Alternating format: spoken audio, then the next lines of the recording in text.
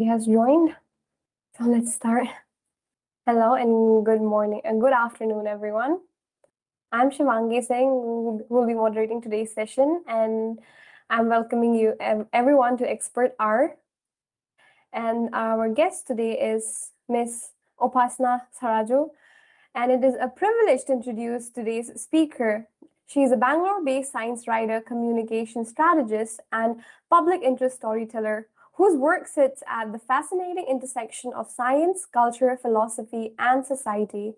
Upasana is the author of Unruly, the IG Nobel Prize, and The Science That Refuses to Behave, published by Penguin Random House, a compiling exploration of unconventional science and the ideas that challenges the boundary of conventional thinking. Her work reflects a rare ability to make complex scientific ideas accessible, culturally rooted, and deeply engaging for wider audience. Academically trained in science writing through a master's degree from Johns Hopkins University Advanced Academic Program, Upasana combines scientific rigor and narrative clarity. Earlier in her academic journey, she pursued doctoral research in stem cell biology and zebrafish research at the National University of Singapore. Before transitioning towards science communication and public engagement, she also holds a degree in biotechnology from Ramya Institute of Technology.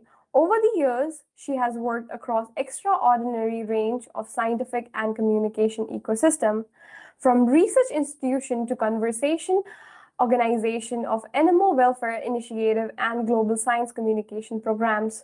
Her professional journey includes collaboration with institutions such as Indian Institute of Science, National Center for Biological Sciences, Ashoka Trust for Research in Ecology, and the Environment of CGAIR. Currently, Upasana serves as a research fellow with the Archive program at the National Center for Biology Science, where her work engages with science, history, archives, and interdisciplinary storytelling. She was also selected as an Indian Science Book Fellow, an initiative supporting impact science narrative in India. What makes Upasana's work especially distinctive is not just her scientific literacy, but her approach to communication itself. She describes herself as someone who chases small, sturdy facts and odd jokes, while asking difficult questions and translating research without losing nuisance or meaning. Her writing style balances precision with personality, making science feel not distant or intimidating, but human, relatable, and alive. In addition to writing, she has guest spoken in graduate classrooms on science writing, helping young researchers and communicators understand the craft of structure, voice, and evidence-based storytelling. Interestingly, one of her scientific illustrations even found its way into ecological monographs as a published figure, a testament of her interdisciplinary creative instinct. With expertise spanning science communication, stakeholder engagement, research interpretation, and digital storytelling, Upasana brings together the analytical discipline of a researcher and the narrative sensitive of a writer. Today, we are delighted to have her with us to share her insights, experience, and perspective on science communication, storytelling, and evolving relationship between research and society. So please help me warmly welcome Upasana Sarraju. Ma'am, the stage is yours now. Thank you so much for that elaborate introduction, Shivangi. The only thing people need to remember about me, our wonderful students need to remember, is that my name is Upasana and I like science. That's pretty much it. And today I'm here because I want to talk to all of our friends, all of you, about some paths one can take within science, a career someone can follow within science that is not traditional. Because you may have heard that when you want to study science, you can become a doctor, an engineer, a researcher. or you can learn software coding and get a big fancy job in large multinational corporations. But there are many other paths that a lot of people around the world and in our own country have followed. And some of these people are my friends, some of them are my heroes, some of them I've never had the opportunity to meet, but I've followed their work for a very long time on the internet. And I want to share their stories and their career paths with everyone watching here. And hopefully you can take away that there are many doors within science. It's not just your typical STEM careers, but the world of science is massive, is huge, and there are many, many doors one can walk into to enter this world. So having said that, I have a little presentation I want to share with everyone. And don't worry, it's not long, it's not boring, it's going to be a bit fun. So let me go ahead and share my screen. Shivangi, could you confirm that it's visible? Yes, it's visible, ma'am. Amazing. Yeah. Yes, Upasana. No, ma'am. Great. So, like I said, I'm interested in sharing everything I've learned about some parts you can take within science that are quite unusual. This may mean that I think someone must be mute. Yeah, perfect. Thank you. This may mean that you can study science and go on to focus more within one science discipline. But it can also mean that you can study a little bit of science and decide, no, my heart and my passion lies in the arts, or my interest lies in example writing or in teaching. But I also like science a little bit. You can combine your multiple interests to create a unique path that's just for you, that can keep you happy, fulfilled, that's challenging you, that pushes you to learn new things about the world and yourself. So let's get started. Hi, my name is Upasana, and I like science, but I also like to write, which is why over the past few years, I've decided to become a science writer. That means I write about a lot of things, but most especially, I write about science. I look at new scientific studies or findings that have come out in India or the world, and I explain them the best I know how in a way that regular Indians and regular readers like myself can understand. Because when science is first created and a scientific study is performed and a result is found at the end of it, that result is often very, very technical. It's very hard for regular folks like you and me to understand, which is where someone like me can come in. I understand enough science to understand what that scientific result is saying, but I also understand enough about language that I can convert that complicated technical scientific result into ordinary words, into ordinary sentences, and still express the same meaning that that scientific study found. That's a very useful skill, which is why I call myself a science writer. Similarly, you have science journalists who study journalism, whose passion is journalism, but also have this wonderful knack and ability to understand and also have an interest in science. So a lot of the science news that you see either online or on Google News or on television, on all the government news channels or the private news channels, is written specifically by someone called a science journalist. Just as you have a sports journalist who's trained in journalism but specializes in sports because they have an interest in sports or they have a knack for understanding sports better than I do. You have science journalists who know all the foundational principles of journalism, who can do basically all other kinds of journalism also, but their best skills are in reporting about science. Now, it doesn't just mean that a science writer or a science journalist talks about new results that have come out in the world of research. It can also be open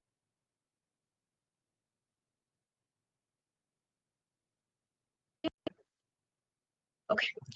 It can also be analysis of what's going on in the country. It can also be commentary about what should happen in law, in policy, in school education related to science. Now, this sounds like a lot of big words, but that's why we're going to go on this conversational journey together. So we can, on our own, identify first what is my interest, what is my passion, and does that passion have some connection with science? Now, I seem to be frequently getting muted. If someone could take a look at that, I don't know if I'm doing something by mistake. All right, now let's move on. Let's ask ourselves, who counts as a scientist? Is a doctor a scientist? What about an electronics engineer, the person who builds the circuits on the laptops and computers or mobile phones you're watching right now? Are they a scientist? What about somebody who's built the traffic lights on the roads? Or what about someone who's decided what laws should be followed surrounding traffic signals? It's important that someone sits down and thinks very, very carefully about what laws are important, what rules and regulations should be followed by civilians on the road. Because without those rules and regulations, everybody would do whatever they wanted. A lot of the time, you will see on the roads, everybody still does whatever they want. But at least we have a framework. We have somebody telling us this is the safe thing to do, this is the unsafe thing to do. Who decides that? And is the person who decided that a scientist? Would they be considered a scientist? Is your biology teacher or your science teacher a scientist? That's a little game we're going to play where I will describe somebody and you decide.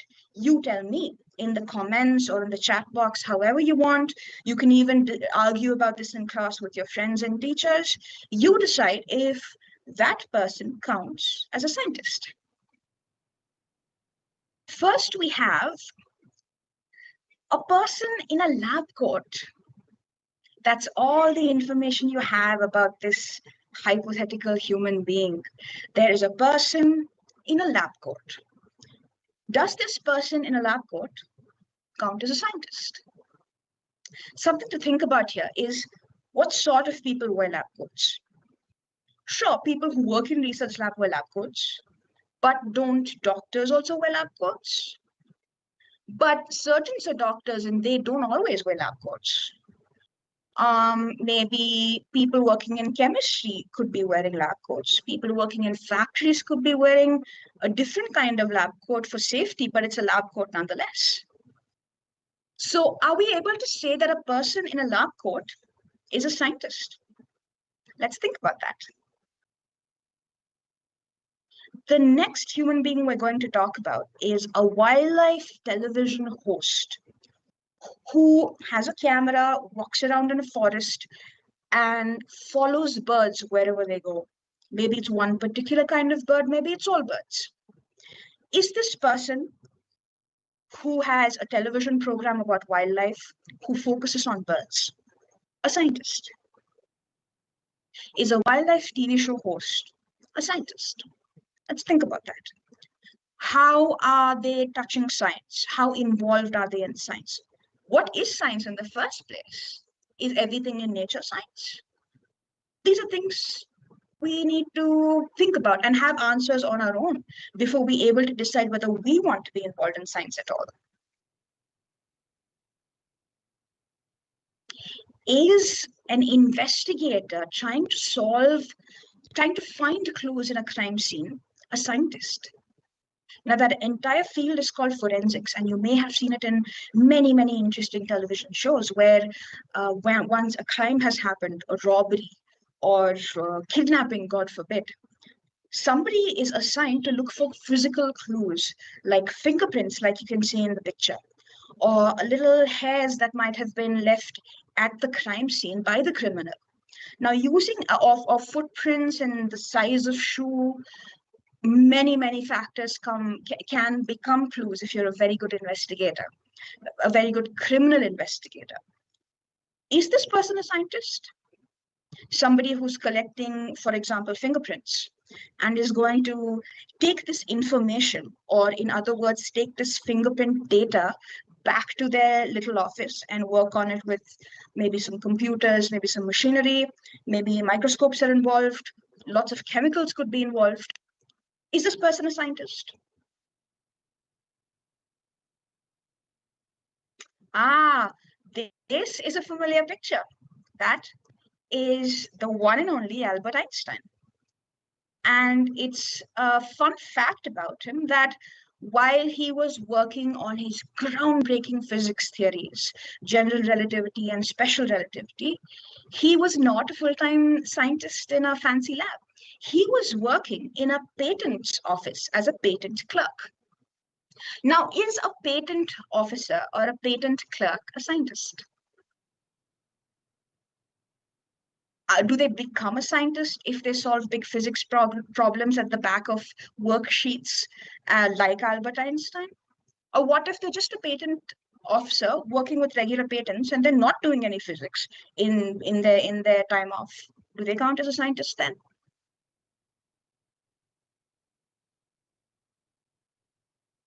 You must have watched the movie Interstellar, or fans of sci-fi would be able to come up with plenty of examples for this type of person, an animator who is illustrating or animating space objects like black holes, planets, stars, spaceships, even the astronaut suits and the equipment that the actors are shown to wear on screen. The person who is doing the visual effects or the graphics in sci-fi films, surely they must have the understanding of the details of the equipment or of space before they're able to animate it, right?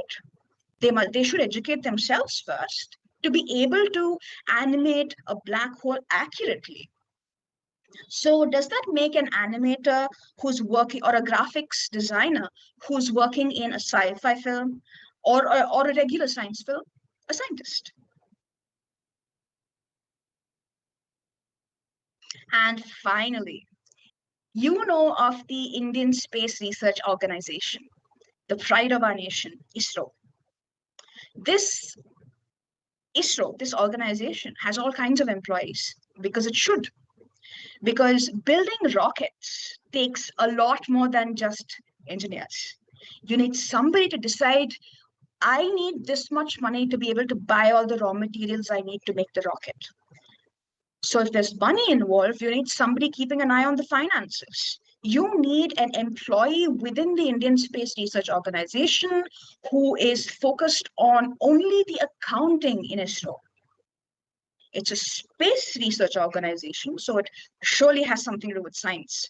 But does an accountant working in ISRO come under the category of scientist? Something to think about.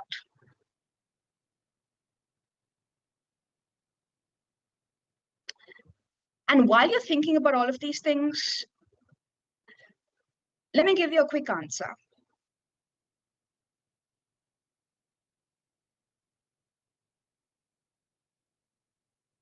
Every example I've just mentioned can be legitimate, fulfilling, and very, very socially important science careers.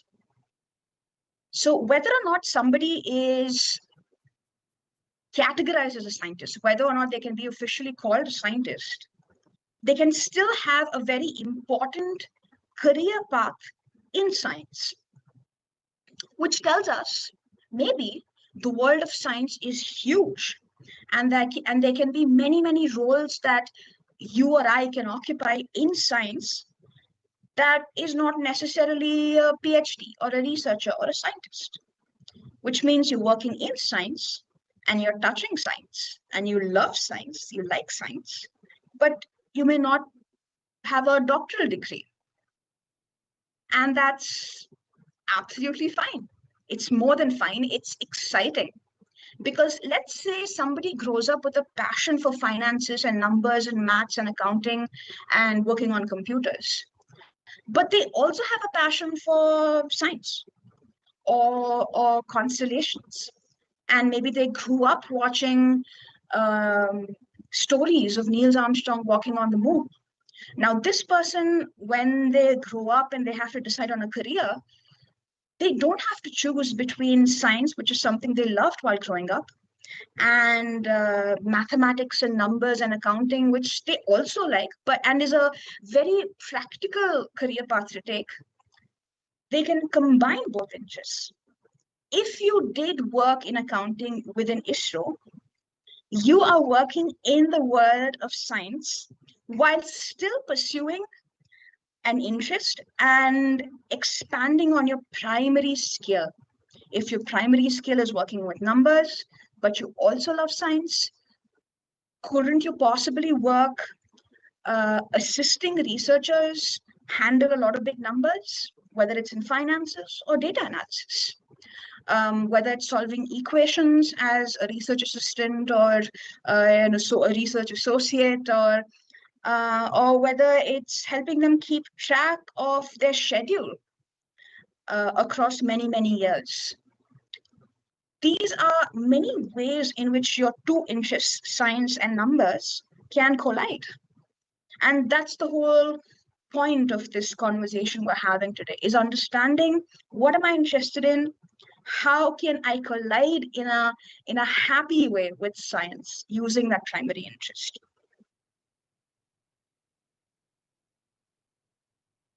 It starts with not by asking what should I focus on in my 11th and 12th or college? What should my major be? What should my main subject be? Or what should my job be when I grow up? It should start by asking, what's a problem out there in the world, in society, in your country or or in any other country, for people who are suffering today or for people who have problems they don't even realize they have? What's a problem that's real and out there that you want to solve? It could be the application of knowledge, that is, you could become some kind of an engineer or discover a new disease cure, or it could be focused in the area of knowledge. You want to answer questions, you want to solve knowledge related problems. There are so many mathematical problems today that still don't have solutions. So if that's something you're passionate about, if that's the problem you would like to focus on, then a career path makes itself obvious to you. The career approaches you. You don't have to run behind all these options in a confused way just because you've seen people in your family follow a certain career path, or your cousins or your neighbors, or the people you admire online following certain career paths. It's great. Be inspired, but also think about what's a problem that genuinely excites you, a real problem that excites you. That is where we come into this concept of being science adjacent. Adjacent, if you've studied trigonometry, just means near, close to, close by, right? This is the adjacent. This is the opposite. Being science adjacent just means being near science. Let's again go back to the example of the accountant at ISRO. The accountant is still an accountant in the sense that their designation is accountant. They tell all their friends and families that they work in accounting. They've trained in accounting. They may have multiple degrees in accounting, and they may be an expert in accounting. But where is that accounting being utilized? It's in science, in space science to be more specific. That's when we would consider this individual, this accountant working at ISRO, to be science adjacent, near science. Not exactly a scientist. Maybe they are a scientist. It depends on how you define a scientist. But science adjacent is where a lot of very, very interesting careers and passions can find home. And if you've grown up with a particular passion and you would like to see how that passion can contribute to science, think about science adjacent paths or science careers that touch science, that are useful for science, but also combine an interest you have. For the rest of this conversation, we are going to explore what it means to have science adjacent careers and also look at some real life examples of science adjacent careers. I myself would be considered somebody who pursues a science adjacent career because I like writing. That's who I am. That's how I identify. My main passion is writing or communicating, but I use it for science. So I am a science adjacent writer or a science writer.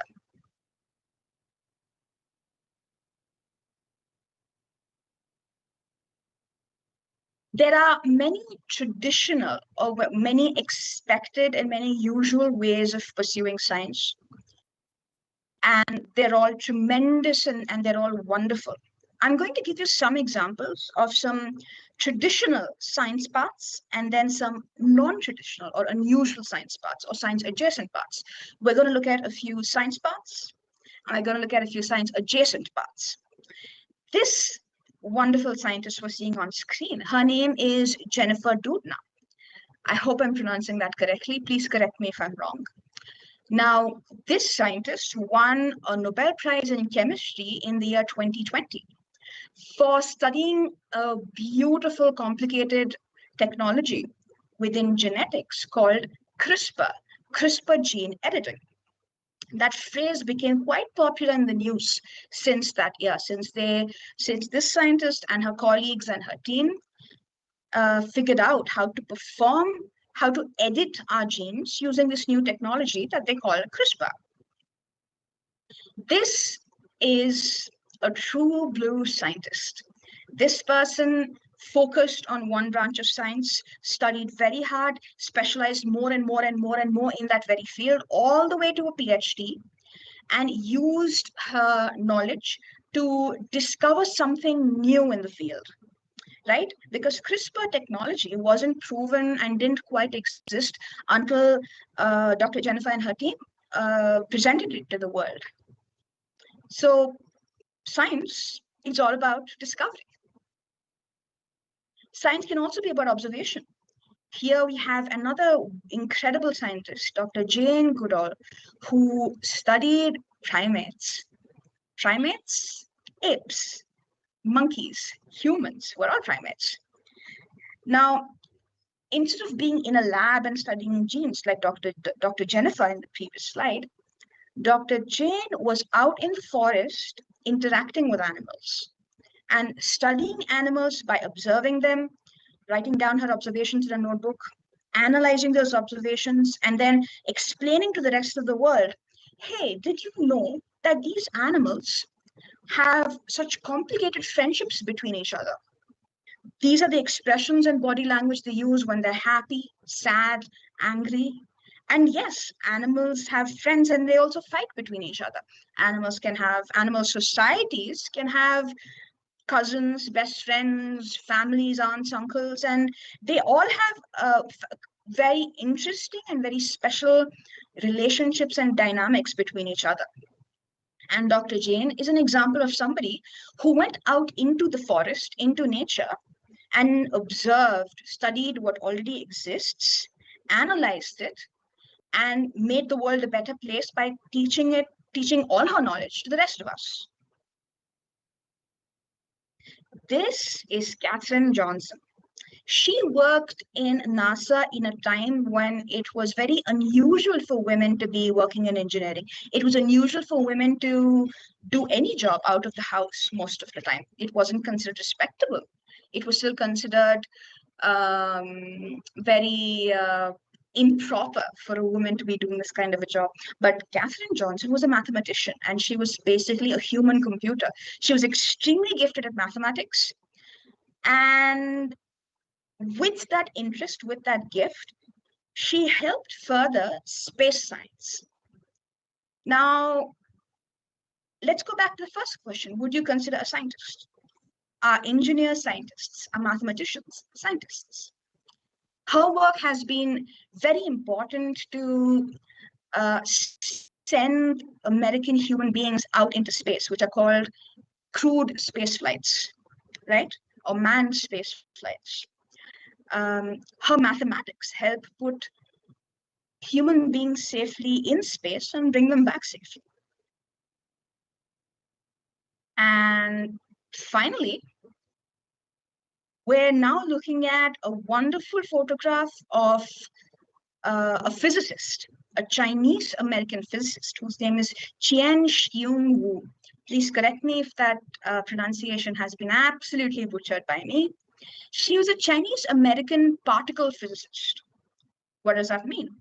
You know already that everything is matter. Matter is made of atoms. Atoms are made of protons, electrons, and nuclei, which are also made of tinier and tinier and tinier particles. There's all kinds of quarks involved. Those who are interested in studying atoms would already have a lot more knowledge than I do about particle physics. Now, Dr. Wu, her work in physics made it possible for us to understand what is happening inside a nucleus and use that to apply our understanding of nucleus to create energy, to create new kinds of forces that we can use in industry, oftentimes even in war. And war is a very bad thing. But war is an example of an application of knowledge. You may not always be in control of how the knowledge you bring out into the world is applied. Sometimes you could be in control of it. But when a scientist follows their passion, it's usually for good reasons, for the sake of advancing humanity. Somebody else can come along and use your knowledge in a bad way. That's not in your control. But which is why we do our best to not only follow our passion, but also educate others on the ethics of using our knowledge, right? We tell them, I found out this wonderful way of changing cells in your body, but use it only for good. Do not use it for bad reasons, for selfish reasons, for reasons that would be considered unethical or immoral. So if you're doing science and you're also teaching somebody about the morality and ethics of using science, are you a scientist? Are you an ethicist? Are you a moralist? Are you an educator? Or are you a little bit of everything?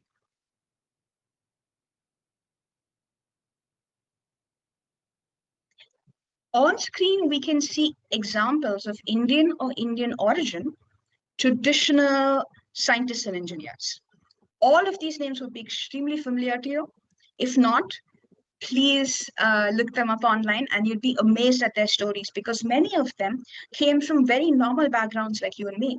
Not all of these individuals had a great deal of money growing up, and they didn't always go to the best private schools, and yet they found success in science, because science is one area in which it's your intellect and your hard work and your perseverance that decides whether you become successful or not.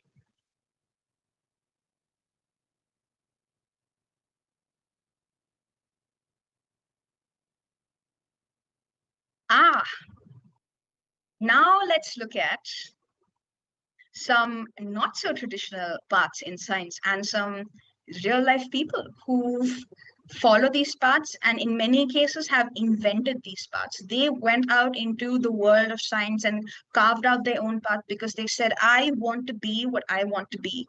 And I'm going to do a phenomenal job at it. And thereby I'm going to create a whole new career that hundreds and hundreds of kids after me are going to follow, because I showed them all that it's possible. To start with, something super, super fun, cartooning. Here we're looking at our very own Rohan Chakravarti. And on the top right, we're looking at Ho He Chang. Both of them have a background in science. But what they're best known for, what could be considered their most precious contributions to humanity and to the world, is their art. Not just any kind of art, but their comic strips. They've taken their knowledge of science and they're using it to communicate important ideas, like in this example on the left, plastic pollutions and ocean pollution. And in case of the right, a humorous way of conveying how difficult it is for students of science to communicate with their own families about what's going on. Because a term like thesis or paper has one meaning in science and has a whole other meaning in other fields. So if you work in science and nobody else in your family works in science, it can be really, really difficult and hilarious to try and explain what you do to them. But that's one way of getting really, really good at science communication. Oh, and before we move on, if you're the sort of person who says, I like drawing, nature, I like humor, I like patterns, and I like creative challenges, but I also like teaching through visuals. I also like telling people what right and wrong is, or I like guiding people, then this is a sort of path you might consider. You don't always have to be a cartoonist. You can also do science illustrations. You can help create educational posters that teach other people about hygiene. Like during the pandemic, weren't we all taught about how to wash our hands, to keep distance, and many of them through infographics and visual resources. Somebody did that. They didn't come out of nowhere. An artist did that. An artist who understood the importance of the science behind what they're trying to say created those visuals for the rest of us to benefit. So if you like drawing, nature, humor, patterns, art, creativity, these are some of the people you could absolutely look up to. And you can follow the path they have laid out, or you can create a path completely unique to you and be very successful at whatever you desire. Now we have, oops, so sorry. Technology. Now we have two more examples of science adjacent careers. On top, we have Dr. K. Vijayaraghavan. He studied genetics. His background was in genetics. But as he got older and learned more and more about how labs run, how universities run, how science actually leaves the lab and goes into society. Oh, somebody's got their audio on. Never mind. Could we please mute this individual? That would be amazing if we are able to do that. Perfect. Now, Dr. K. Vijayaraghavan studied genetics, but as he progressed, he was interested in contributing not just by doing original research, that is the process of discovery, but he was also interested in using his knowledge and his experience to help institutions decide how to run. What sort of rules should institutions have? And he went beyond that and advises even the government about what sort of rules and approaches and philosophies the country should have when it comes to science and technology. So Dr. K. Vijayaraghavan has advised even the Prime Minister of our country on many important projects concerning science, health, technology, as well as having an influence on how education is performed, science education is performed in the country. Isn't that interesting? He started by studying genes, like the CRISPR scientists we talked about. But then he moved into something that had, I would say, a broader impact, working in governance and policy, administration. That is something I would consider not so typical. In the similar category is Dr. Fabiola Gianotti, again, Italian name, Indian accent. I don't think I got that right. But she studied physics. She studied particle physics and eventually is the Director General of CERN.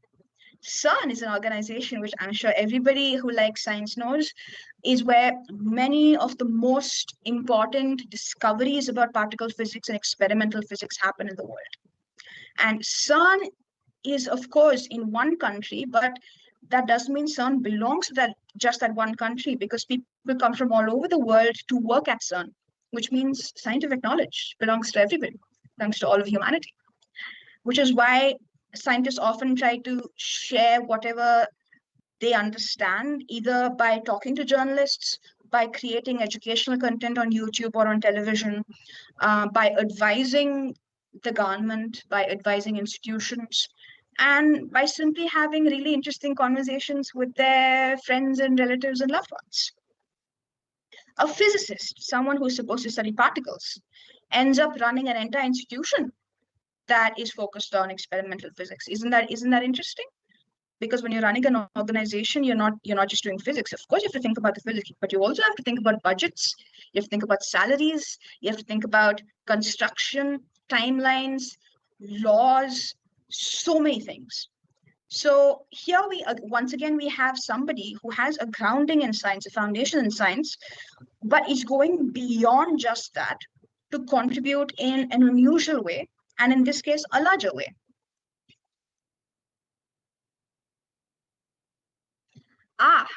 Can you recognize these individuals? Maybe not, because they're not as famous in the news and in popular culture in India. On the top left is R.A. Mashalkar. He has a background and is most known for his work in chemistry. So he's a chemist. He's a chemistry scientist. But because he became so knowledgeable about things that go beyond chemistry, he actually helped the government come up with how to draft laws related to patents. What do patents have to do with chemistry? Right? Patents go well beyond chemistry. Patents concern all disciplines in sciences. On the bottom, we have Divya Karnad, who primarily studies marine biology, but she also works in conservation, conserving marine life. Lots of fishes, sharks, turtles, even animals that live on beaches and not just in water. She helps educate the rest of the country and young people like us on what marine biology is. How can you live a conscious life that doesn't harm marine life? On top of everything else, she also is a seafood entrepreneur. Yet another example of someone taking an offbeat path, but still not straying too far away from science, what we call science adjacent. And we have here Prashanjit Yadav, who studied molecular biology, but is now best known for his photography work, for his wildlife photography. Similarly, we have Raja Chaudhary, who has a foundation in architecture, but moved into making films and documentaries, some of which were actually about Indian scientists. So is this gentleman a filmmaker, or is he an architect? Is he a scientist? Or maybe he's a little bit of everything, and that's absolutely fine, as long as he's happy. There are many, many ways in which you can contribute to science without actually doing science or research. And what we have here are just some examples of some science adjacent paths.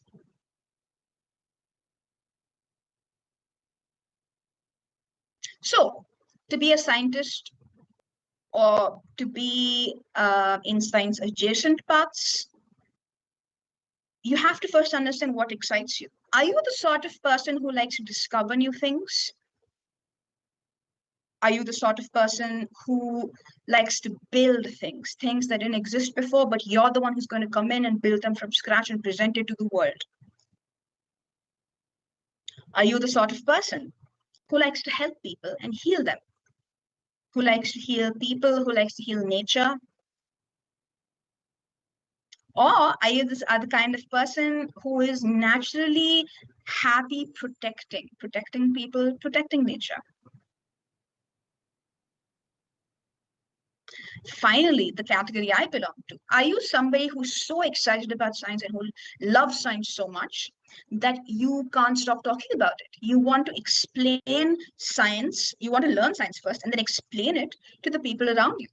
So you can be a science writer, you can be a science journalist, you can work in a museum, you can work in a library, you can, again, have a YouTube channel, which is a very popular career option these days. But whatever you choose to do, it has to make you happy at your very core. It has to align with your passion. Finally, are you like somebody like Dr. Vijay Raghavan or the Director General of SUN, where you help institutions and governments decide what is right, what is wrong, what is allowed, what should never be allowed now or in the future? The examples we've considered so far Obviously, none of them are doing just one thing. Everybody is almost doing a little bit of all. Sometimes it's just two, sometimes it's only three of these things. But most skilled people do more than just one thing. For example, an educator or a teacher can protect and explain and also help decide at the same time. Now we're going to revisit some of the career, non-traditional science career paths or science adjacent roles we've talked about. A little game for you is to try to sort out which of these 5 verbs each career helps with. Someone could discover, someone could heal, someone could explain, someone could build, someone could protect, or someone could help societies and governments decide. Somebody who works in genetics but now advises the governments. Which of these do you think this person does? It doesn't have to be just one, it could be many. Somebody who studied zoology but now does illustrations. What do you think they do? Clearly, they help explain, but do they also help protect because they're spreading awareness about conservation, maybe?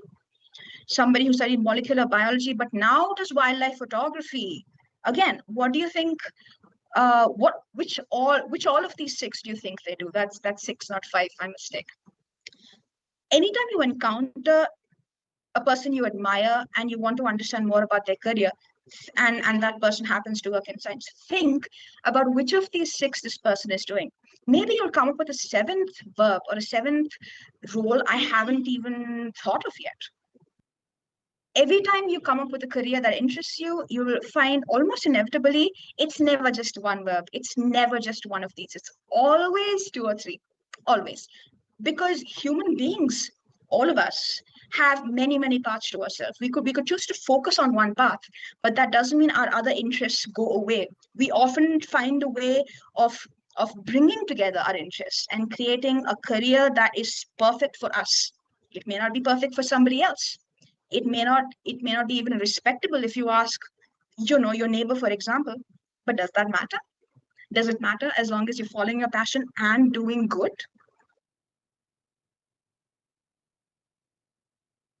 Science is not one career. Science is an approach. It's a way of approaching a problem that interests you.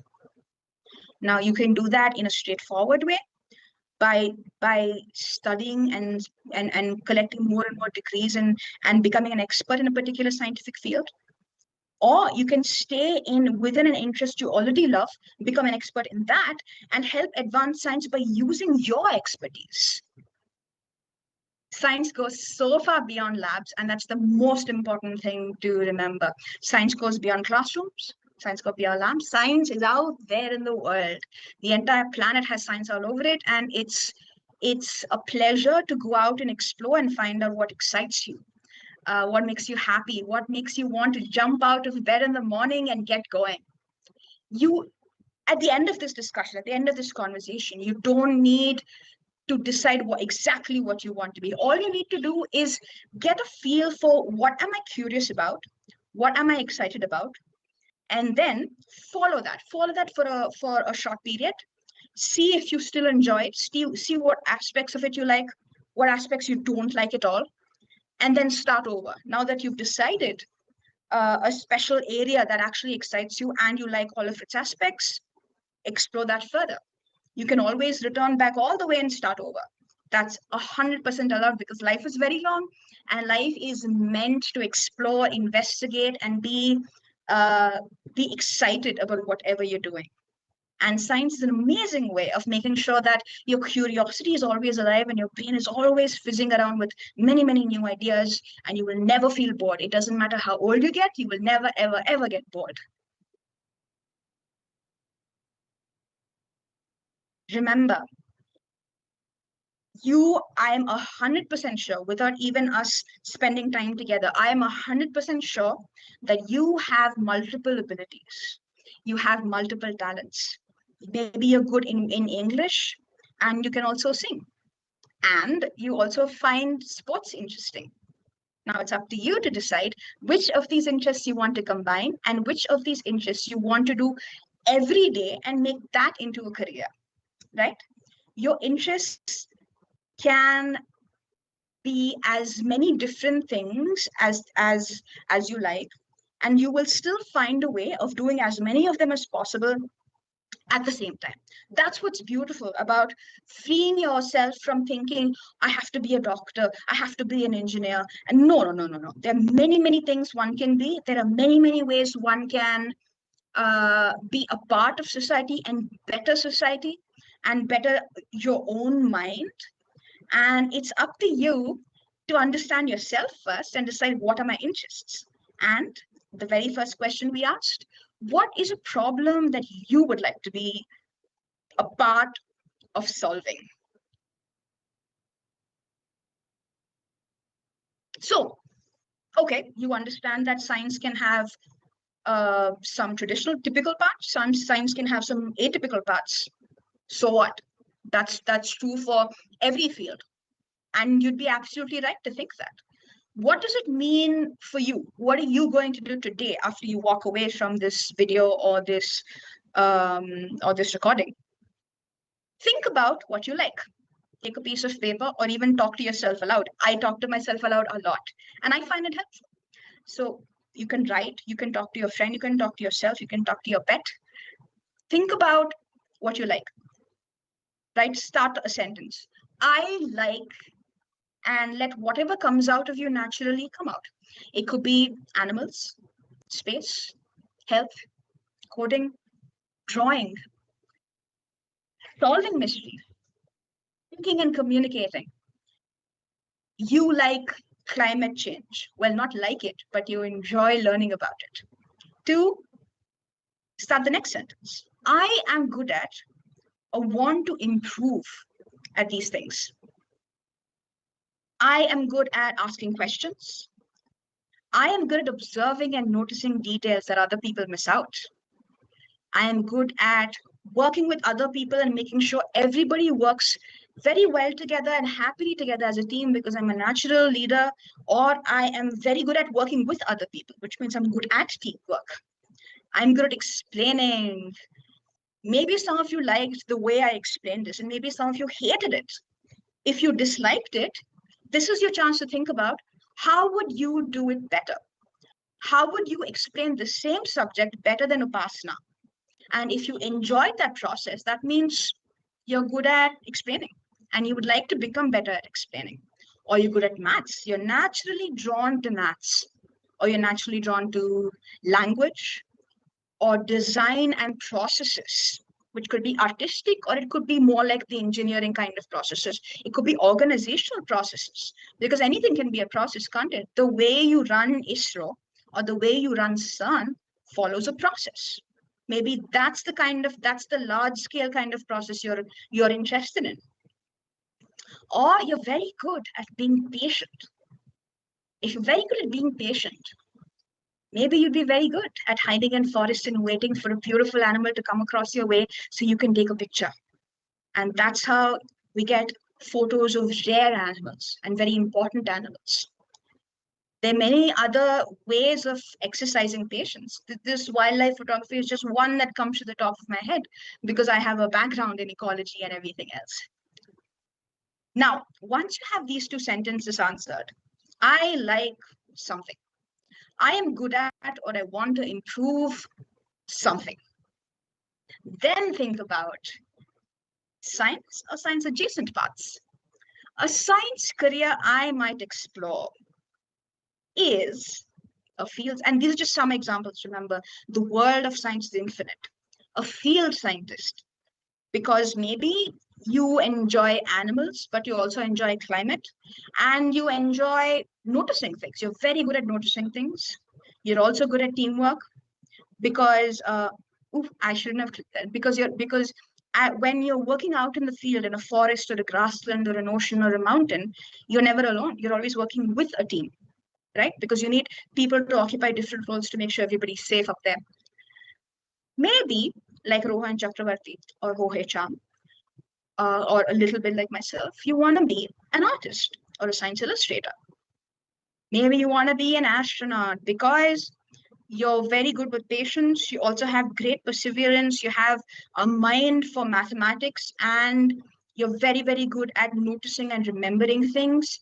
Plus, you like space and adventure. A forensic scientist, you like solving crimes. You like being quiet, noticing details.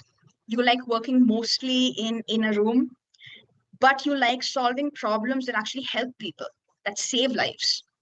Then you might want to think about the problem that you want to solve in society, which is, who is this criminal?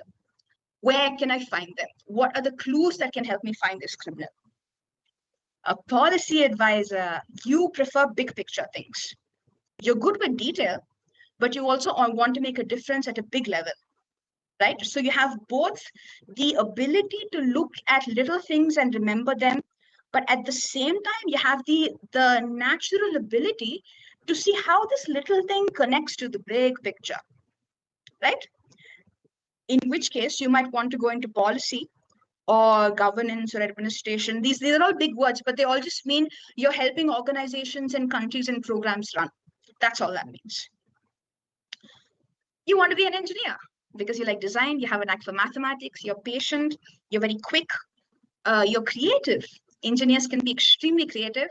Maybe you like coding, in which case you're a software engineer, which means you would help build the tools that is making this video call possible, that is making YouTube possible. And because you made YouTube possible, you're able to make science channels on YouTube possible. Could that be considered science adjacent? I'll leave that for you to decide. Or you could go a more typical route where you are a doctor, but you're not just a doctor. You treat patients, yes, but at the same time, you also do research in a disease or a condition that interests you very much, right?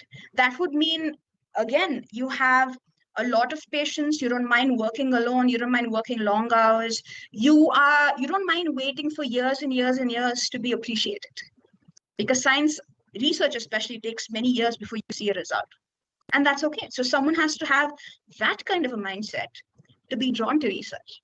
And now it's your job to try and complete these 3 sentences. You can take your time and you can leave comments here or in the chat. You can write to us. We will share our email address at the end. And if you want to talk about any of this with me, you want help completing these sentences, you're absolutely free to ask me anything you want. But if you're wondering, what do I do at the end of this video call? These 3 sentences, that's what you do. Now, how do we know you learned anything? This is more of a prompt for your teachers to ask you, or for you to ask yourself or ask each other. I used to think science careers were dash. After this conversation we had together with Upasana, now I realize science careers can also be dash. For me, the answer when I was young was, I used to think science careers were nerdy and boring. Now I realize they can also be fun and exciting and combine my natural passions and interests. I didn't know that when I was young. Remember, the world is huge, and the number of things you can do that can make you happy, keep you fulfilled, also give you a reasonable amount of money to live and survive, help you take care of your loved ones, is also infinite. There are many, many things out there, but you will find them only if you have a mind that enjoys exploring. So when you browse the internet next, or when you read the news, when you read books, when you are forwarding Instagram reels to each other, think about the person who either made that content or the person being featured in the content, and think about of the 6 categories, of the 6 verbs we use, right, including build, heal, explore, what would I assign to this person? What categories does this person fall under? Do I like those categories? What are my interests? I am good at, maybe a career for me could be. That's all I hope you take away from this wonderful conversation we've had today. Thank you so much for listening and allowing me to tell you what I like about science. And like I said, I'm a science writer. I write articles, I write books. There are many ways of being a science writer. But if there's any questions you want me to answer about science writing or about anything we just discussed, just write to us. Thank you so much. Thank you so much, Upasana. And let's open the house for questions. So you can either like unmute yourself and ask questions, or you can just like drop in a chat box, or even on YouTube, you can just ask questions.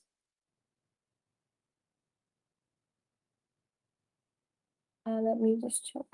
Oh, we got a few questions actually. How important is storytelling in explaining science to society? And this question is asked from Himalayan Model Senior Secondary School, Kullu.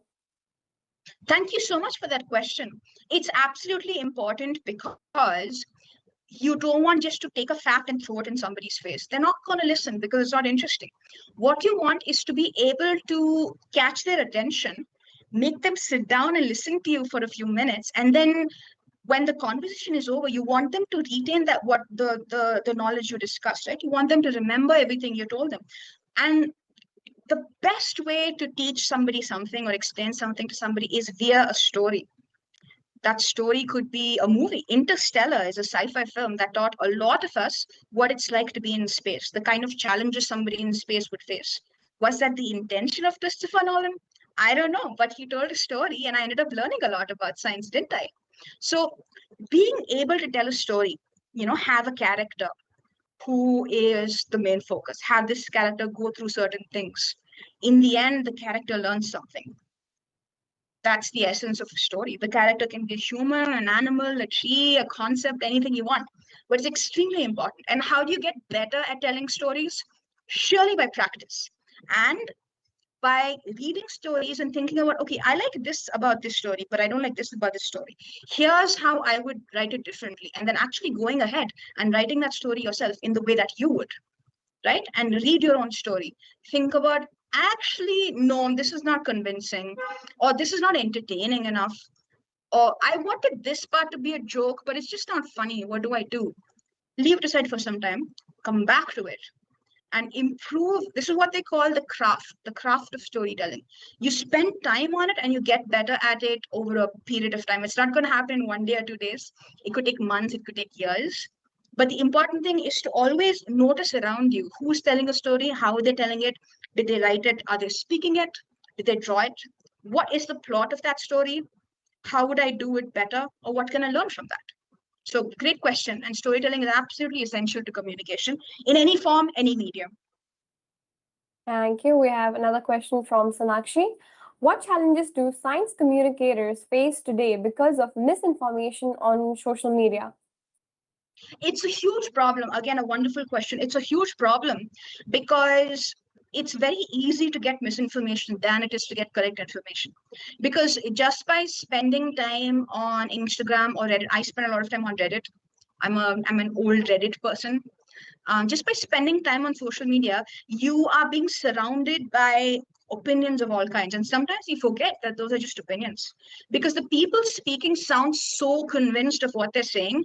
It sounds like facts because they have so much conviction about what they're saying, but it's not facts. So for a science communicator, not only do you have to present the facts, but first you have to go in and correct all of the wrong impressions somebody has. You have to go wipe the blackboard clean really, really well so there's no traces of the bad information. Then you have to put in the correct information.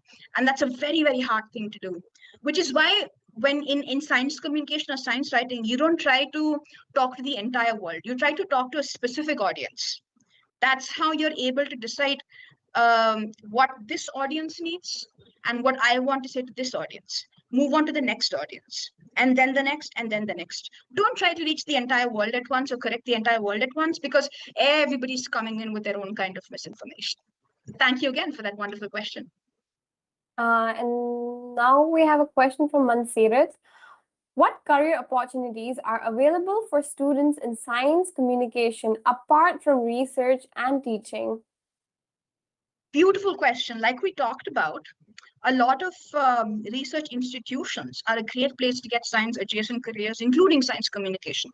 Many research universities, including your IITs, your ISC, every university has one little department, and all that department does is tell the rest of the world what kind of research happened in the university, right? Which means If you are an employee of this university and you're a very good science communicator, that's the department you should try and work in. It'll be called the press cell. It'll be called the communications department. It'll be called PR sometimes, public relations. But those are ways in which you can use your gifts for communication to talk about the research that happened in your own university, or to educate the public about a huge issue happening right now. Right, there could be a pandemic, a new pandemic, like people are talking about the hunter virus. Maybe you can be the person to represent the university and say, listen, it's not that big a problem, calm down. Or you can educate people about what to do with trash in a country like India, where it's very difficult to manage trash. You can talk about global warming. So what kind of career opportunities exist? Many, many, many. It will not be inside a lab necessarily, but it will be outside the lab to help the world understand what is happening inside the lab. You could also be the person who who writes or talks to donors and helps people give money to fund research projects. Because the donor has a lot of money, but they may not have a lot of knowledge about the research going on. You could be the one to convince them, hey, we're doing this really important research project, but we're short on some cash. Could you please assist this researcher with their research project? Here's why you should. Here are the benefits of it. Here's how you could be helping society. So now it's your job to convince the donor or the funder why they should help your university or your friends or one particular researcher who's in need or lab that's in need. So that in grant making, fundraising, PR and communications, the news department, the press and news media department, those are some great opportunities you have within research institutions itself. Thank you. We have a question from Divyansh. How do you make difficult science topic easy and interesting for common people? Well, it has to be clear in your head first. Why is a topic considered difficult? Because you don't understand it, or because it has many big words? If you don't understand it, take your time and study that topic until it's very, very clear in your head. Once it's clear in your head, all you're going to do is say everything that's in your head in simple words to somebody else. Is a science topic complex because it has many technical words? That's most often the case. Then you have to find, for one technical word, what is one sentence I can use to explain what that means. Right? One technical word often needs many, many simple words to explain it.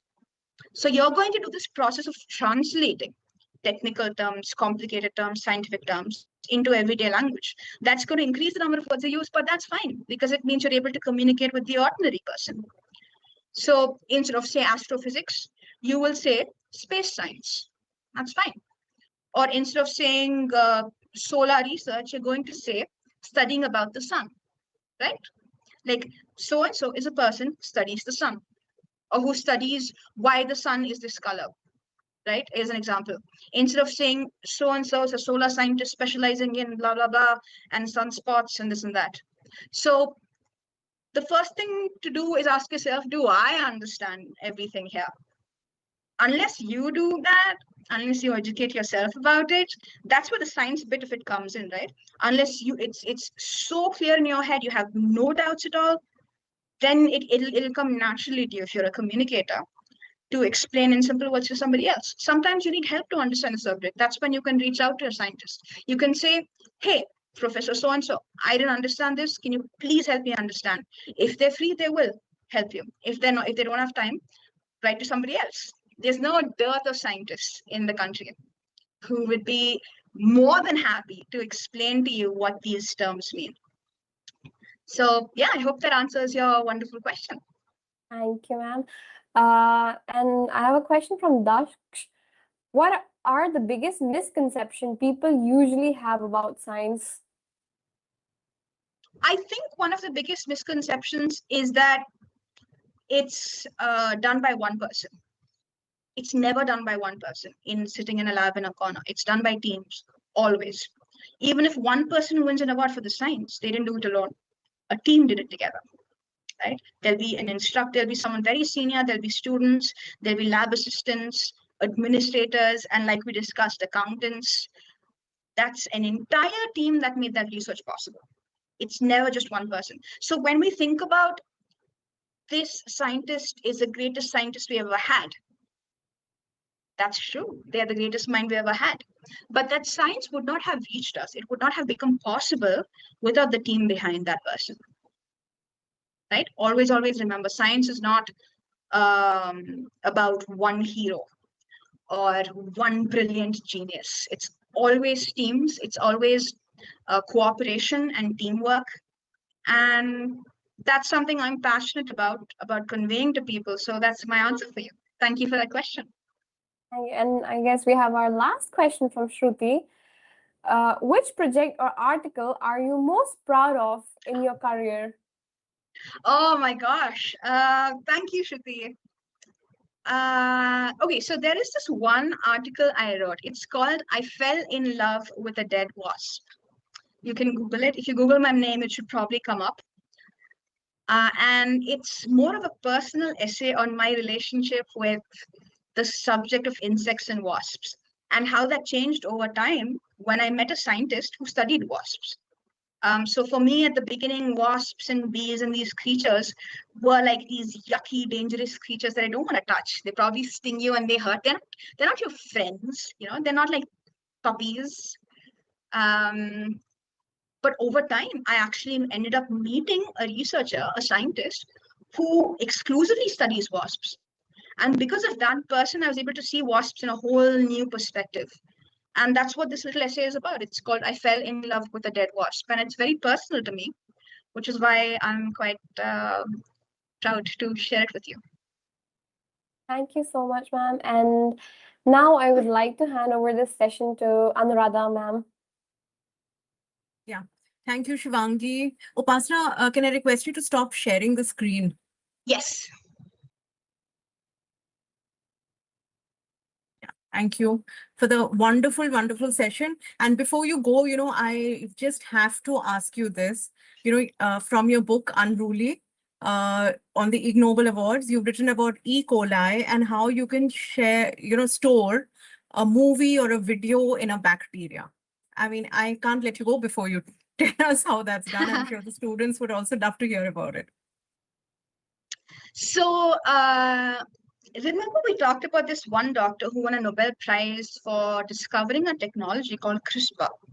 It was a way of editing the genes in the body, just as you can edit a sentence in Microsoft Word or Google Docs by inserting letters wherever you want, inserting words and sentences wherever you want, removing what you don't want. This CRISPR is a way of altering the genes, which also are made of tiny letters, by the way, in a way, by inserting what you want, removing what you don't want, etc. That's why it's so important, because you can cure so many genetic diseases if you're able to remove the error in the gene that's causing the disease.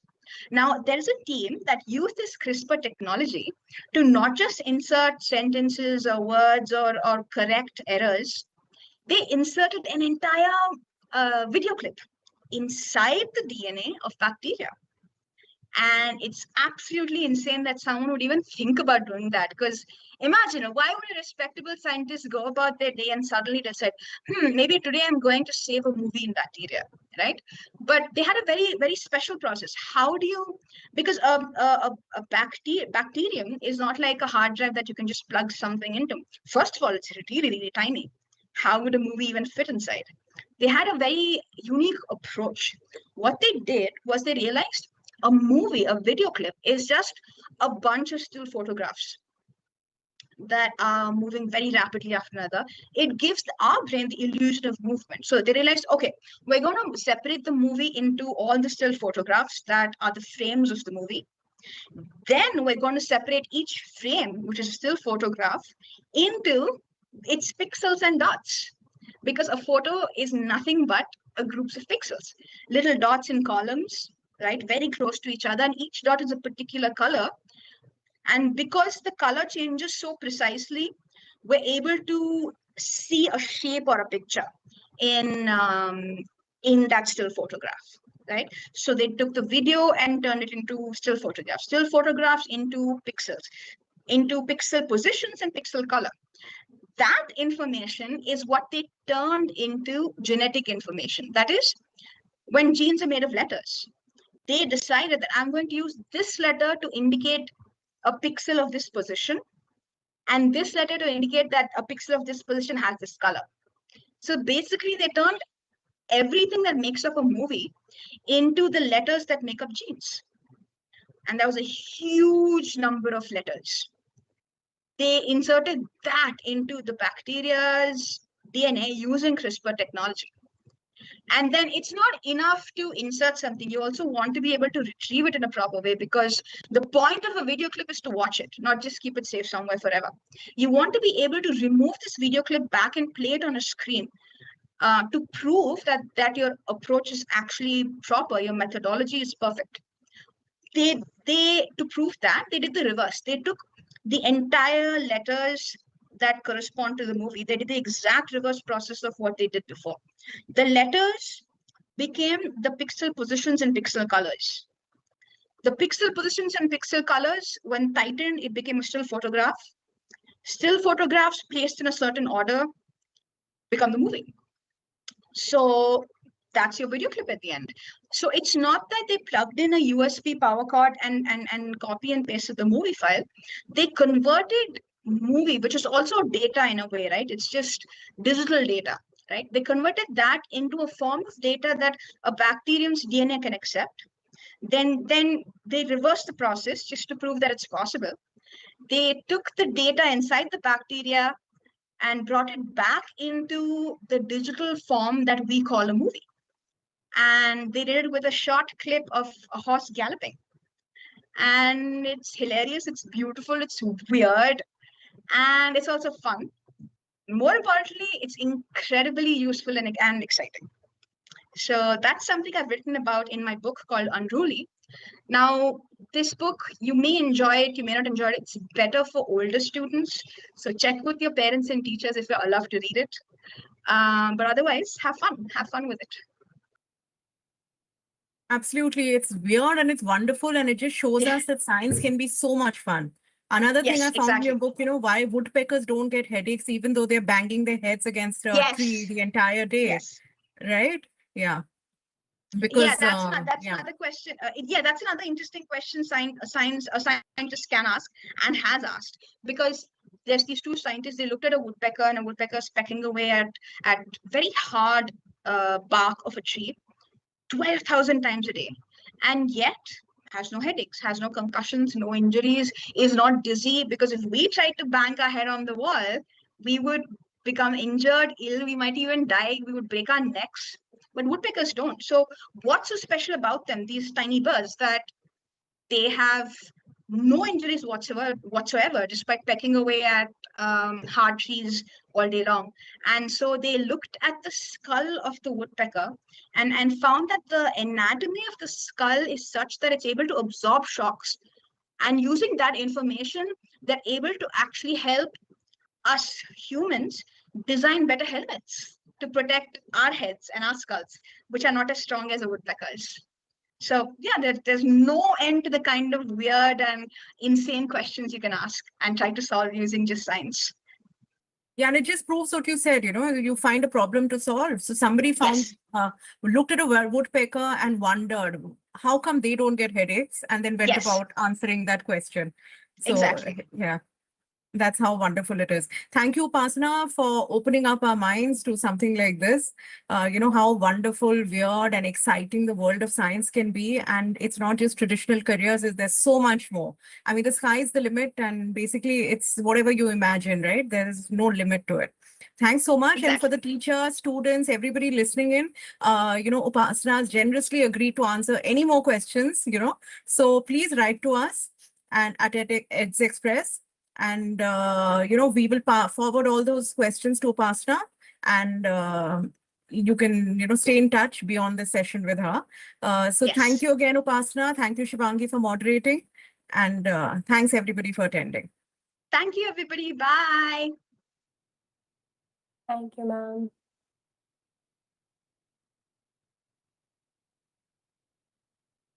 I think we're done, ma'am. Yes, we're done. Okay, bye. Bye. Thank you, everyone. Thank you. Welcome. Thank you, Thanks, ma'am. Rishabh. Yeah, thank you. Thank you, Rishabh. Everybody on the IT team. Very smooth, went very well. Thanks so much. Bye.